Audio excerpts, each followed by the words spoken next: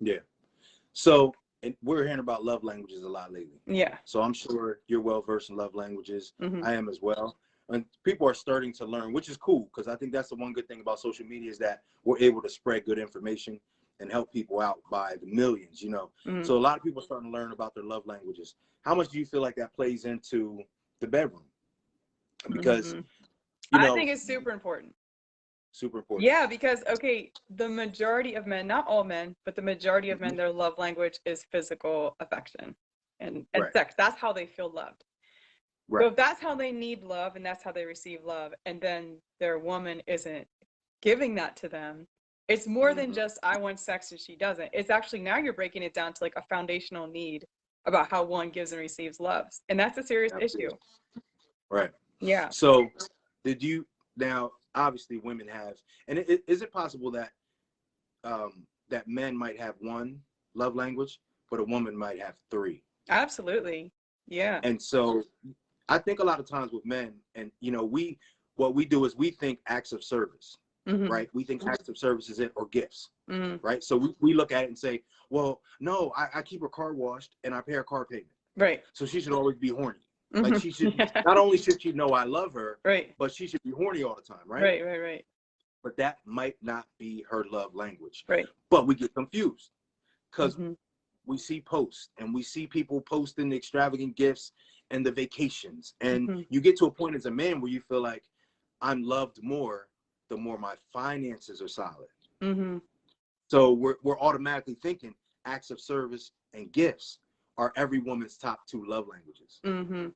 So where do you think that plays a part in what goes on in the bedroom, what doesn't go on in the bedroom? What do you hear from women as far as their love languages and how important that is to keeping that flame going in their relationship? Yeah, I mean, the most common thing I hear from women as their love language is like they want that quality time. Like they want like intimate conversation and connection, not so much like gifts or acts of service. Really? Some women love physical touch, but I just think honestly about the love languages, I think it's a great book. I think it's a great concept, but I honestly think a concept I'll always refer to is like a relationship is a place you go to give. It's a place you go to give. And certain people go there to get, like it's what's in it for me, my needs. And I really think it's a place to go to give. So I encourage people, give on all 5 levels. Don't say, oh, you know, his love language is physical touch. So all I got to do is like, you know, throw him a bone, throw him some physical touch, right? No, you can still give words of affirmation. You can still give quality time. You can still pick up a gift once in a while. You can be extravagant with what you give. And we're afraid to do that because we're afraid if we do that, it won't be reciprocated, right? So we usually hold back or we have resentful, like, well, they're not doing that for me, so why should I go all out? You know, those kind of attitudes come up. But like, honestly, we need to change some of these views that we have about relationships and our roles in them because they're not working. You look at our statistics, and even besides divorce statistics, it's how many people are actually happy that aren't divorced, right? That are together but are still really happy. So it's like we have to evaluate some of these mindsets we have that aren't serving us in relationships, and that whole thing like trading, like, well, you didn't do this for me, so why should I do this for you? That's not working. So as far as the love languages, I'm like, go on all 5 of them. Don't just try to pigeonhole yourself of like, oh, that's all they need, so if I do that, I'm good. So. Yeah, and I mean, that makes a lot of sense because as men, what we do is, and we do it when holidays come around. Oh, babe, what do you want? I want a tennis bracelet with this charm and that charm. And that's what we'll go get. We'll go get the exact thing. And then we don't think, okay, well, maybe she'd like some flowers too. Or maybe she'd like a card. Or maybe I can, you know, give her a poem. I'll read it out loud to her. We just think, okay, the one thing she said she wanted, I'll go get that. So as far as love languages are concerned, you're saying it's better to do a little bit of all of them. Yeah. Because if you cover all your bases, then most likely, she's going to be satisfied with 1 or 2 of the things that you're doing. I wanted to hit on what you said about the couples, right? Yeah. So 50% of all relationships end in divorce, or all marriages end in divorce. That's a big number, right? So out of 10 couples that are married, 5 of them will get divorced. Right. Okay. And you're saying out of that 5 that's left over, how many are happy? How many are happy? And so healthy. You're saying it might be what, like 2? Yeah, I'd say 2 out of 10 couples are probably actually happy. So it's obvious that what we've been doing is not working. No. And it's not that these aren't good people, because Right. this is what's funny. It's like, normally you can't find anything bad to say about either of them outside of their relationship. Exactly. So why can't these great people who love each Exactly. other get along? Build something Right. great. So Right. Right. absolutely, absolutely. And so I think that we have started looking at sex as an option, right? So what I try to tell ladies is, listen, I don't know if it's an option for you, sweetheart, but it's a must for him, right? Mm-hmm. But I think it's a must for her too. Mm-hmm. I think that we've gotten into this mindset that, like, it's an option, it's not that big of a deal, sex isn't everything. But when you're inside of a relationship, having sex with that person is the only way for you to feel sexual pleasure. Am I right? Yeah. And So back to love languages, if that's the main reason, that's the way that man feels loved, and you think it's just an option that as a female, and I hate to stereotype because we know this can go both ways, but just for the yeah, sake of what most people experience, if that man and the way he feels loved and receives love and feels wanted is by physical affection and or sex, and the right. female feels like that's an option if she's in the mood or not, so Mhm. she's withholding it, or maybe, you know, once a week, once a month, whatever that is, sometimes it's even less, then how do you see how that creates a major dysfunction in the relationship? Because he's not feeling loved, even though she might be, you know, cooking meals and, you know, giving him supportive words or doing nice things for him and raising the kids and bringing in income. She's doing all that stuff, but that's not what he needs. Like Right, that, he's right, not feeling the love because he needs it on that level. right.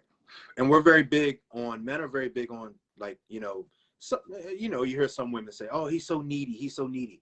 But for the most part, men figure out the things that we need every day, and we get them, and we have them. So we're like, most men are like kind of low maintenance when it comes to, a lot of things. Now you have women that do a lot of things for them, but for the most part, we need to eat, we need clothes to put on, and we need a job to go to. Like, for a lot of us, that's what we do every day, So it's like, the sex is like a big deal. And like you said, physical touch and feeling affection. Also, too, I think women don't understand how confident you become as a man when you're Exactly. satisfying a woman, right? Mm-hmm.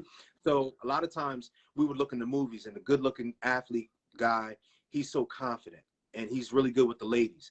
Well, it's a scientific fact that your testosterone spikes if you're giving satisfaction to women. Now, it doesn't always have to be physical and sexual, but in this case, for what we're talking about, that's why men feel so good when they satisfy you sexually.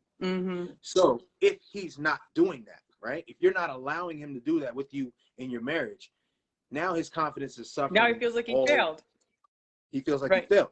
So not only has he failed with a woman, but he's failed with the woman he loves the most. Exactly. And you know So what? now his confidence. From what I found in men get a bad rap. They are actually blasted in society these days, like made to look like the bad guys. But the men that I've life coached, I see a whole other side of them. And every good man that's in a relationship, what he wants more than anything is just to please his woman.